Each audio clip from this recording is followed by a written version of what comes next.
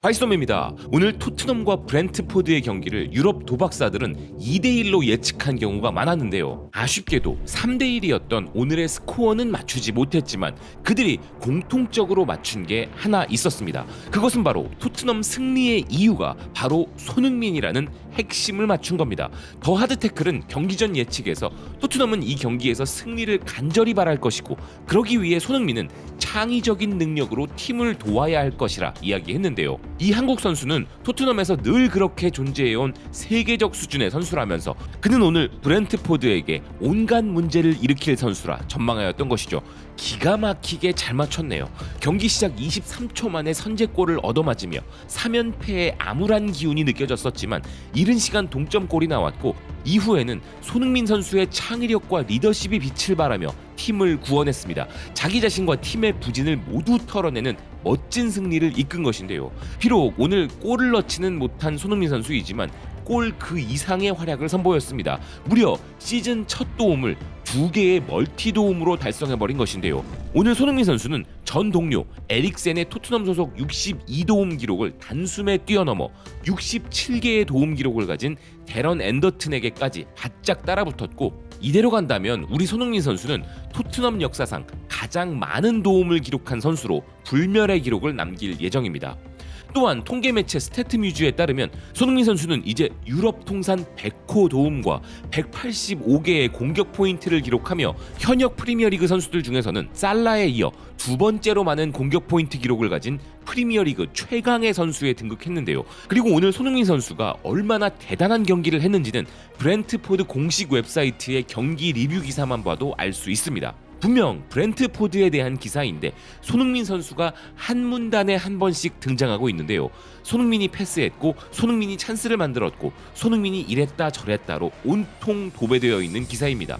그런데 그건 그럴 수밖에 없습니다. 실제 이 경기에서 손흥민 선수는 혼자서 브렌트포드 팀 전체가 기록한 결정적인 키패스 숫자를 이겨버렸기 때문이죠. 이 경기 브렌트포드가 만들어낸 찬스는 6개인데 손흥민 선수는 오직 혼자서 7개의 찬스를 만들어낸 것인데요. 게다가 전반전에만 5개를 만들어 자신의 동료들보다도 최소 3개 이상 많았습니다. 통계 매체 스쿼카는 손흥민이 찬스 7개로 자신의 최다 기록을 세웠다면서 거기에 더해 2개의 도움까지 만들어냈다 전하고 있는데요. 오늘 현지 매체들이 최고 평점을 부여한 선수는 엄청난 활약을 선보인 메디슨이었지만 평점 사이트들은 손흥민 선수에게 가장 높은 평점인 9점을 부여했습니다. 최고의 결정력을 가진 득점왕이었기에 그동안 가려질 수밖에 없었던 프리미어리그 최정상급 플레이메이킹 능력을 인정받은 손흥민 선수였던 것이죠. 또한 무엇보다 오늘 인정받고 있는 것은 팀을 살려낸 주장이라는 점인데요. 스카이 스포츠는 특히 메디슨이 기록한 토트넘의 3번째 골에 대하여 손흥민의 이타적인 플레이 덕분이었다면서 주목하였습니다. 그리고 손흥민 선수는 최근 온갖 비난에 시달리던 존슨을 살려낸 도움도 기록했는데요. 팀원들을 살려낸 이런 이타적인 모습은 숨길래야 숨길 수 없는 멋진 리더의 모습이었던 것이죠. 하지만 존슨은 이후에 있었던 찬스들을 너무 허무하게 날려버렸는데요. 이런 심각한 기복은 문제가 있는 것이 존슨은 정말 복받은 포지션에 있기 때문입니다. 존슨에게 계속 기회가 오는 것은 우연이 아닌데요. 공격 자체를 손흥민 선수와 메디슨이 좌측에서 만들기 시작하기 때문에 상대팀은 그런 공격을 막다가 존슨에게 계속 공간을 허용하기 때문인데요.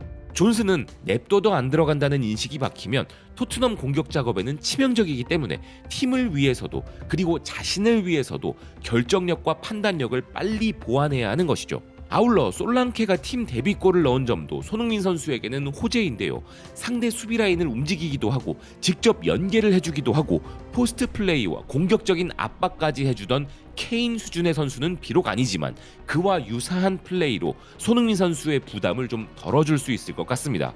그리고 토트넘의 기복과 직접적으로 연결되는 선수 중 하나는 메디슨이죠. 메디슨이 다시 지난 시즌 초반의 경기력으로 부활한 것도 다행이지만 특히 오늘 메디슨의 골은 로메로, 손흥민, 메디슨으로 공이 이어지면서 나온 주장단의 완벽한 마무리였기에 더욱 조명받고 있는데요.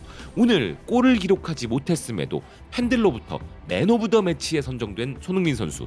아마도 그 이유는 그가 오늘도 진정한 주장다운 모습을 보여주었기 때문일 것입니다.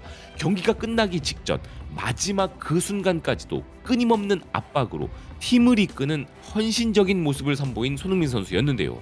이런 손흥민 선수의 멋진 활약에 토트넘 팬들의 반응도 뜨거웠습니다. 앙제가 전략을 바꾸다니 정말 대단한 일이야. 그는 2개의 도움을 올렸지만 많은 사람들이 그가 부진하다고 하는 것을 보았어. 앙제는 전술을 바꿔서 오늘 손과 메디슨, 우도기에게 새로운 역할을 주었어. 우도기는 측면으로 갔고 소니는 하프 스페이스로 들어가 세컨 스트라이커와 윙어로 뛰었어.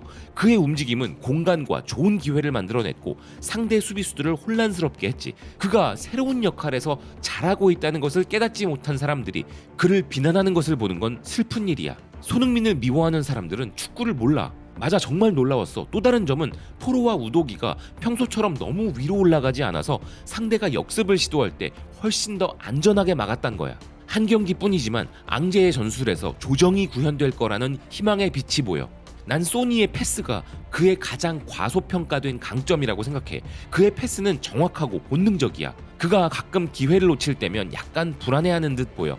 젊은 팀의 주장이자 베테랑으로 이제 그는 먼저 팀원들을 위해 득점 기회를 만들어주고 그 다음에 자신이 공격하는 데 집중하고 있는 것 같아. 네 생각이 맞아. 그가 한국 언론과의 인터뷰에서 몇 번이나 그렇게 말했어. 2번째 찬스의 경우는 슛을 하려고 했지만 수비가 빨리 막았고 존슨을 보고 그 공간으로 방향을 정한 것 같다. 첫 번째 경우는 쉽지 않았어. 어느 쪽이든 다 막혔을 거야. 오늘은 슛에 큰 자신감이 없었던 것 같다. 그는 누구보다 자신의 몸을 잘 알고 있어. 소니는 그의 득점왕 시즌에 비하면 쇠퇴했을지 몰라도 여전히 세계적 수준이야. 내 생각에는 그의 부진은 다른 게 아니라 전술 문제야. 사람들은 그에게 너무 많은 것을 기대해. 하지만 그는 여전히 팀에 엄청나게 기여하고 있어. 방금 소니 브렌트포드 전체보다 더 많은 찬스를 만들었다는 걸 봤어. 하지만 경기 게시판을 보면 그가 못한다고 하지. 그가 해트트릭을 기록하지 않는 한 사람들은 그에게 화를 낼 거야. 그의 움직임은 공이 있을 때나 없을 때나 세계 최고 수준이야. 언제나 위협적이지. 솔직히 말해서 오늘 소니 플레이메이킹 클리닉을 열었어. 이 경기는 너무 보기 좋았어. 완전히 다른 팀 같았고 앙제볼이 어떤 것인지 보여줬어. 손흥민 선수의 에이징 커브? 이제 안 된다? 우리는 이게 말도 안 되는 소리임을 너무나 잘 알고 있습니다. 손흥민 선수가 잘하는 것을 전혀 못하도록 고립시켜 놓은 상황에 나온 소리였기 때문이죠. 그런 점에서 세상에서 가장 답답한 인간을 한 명 꼽으라면 그건 바로 포스테코글루 감독이었습니다. 손흥민 선수가 최고의 실력을 보여주지 못하고 있다는 그의 말 때문에 더 그랬는데요. 오히려 그의 전술적 고집과 아집이 토트넘의 아킬레스건이었던 것입니다.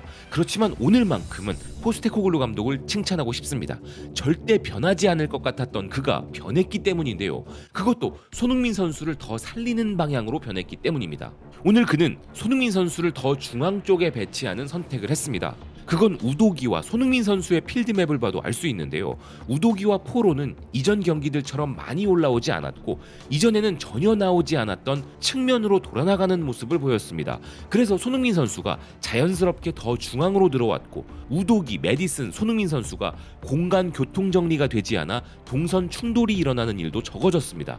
비록 후반에는 손흥민 선수가 다시 측면으로 나가는 로테이션이 일어났지만 이전 경기들보다 훨씬 더 안쪽으로 들어왔고 비록 골이 되지는 않았어도 손흥민 존에서의 슛도 볼 수 있었는데요.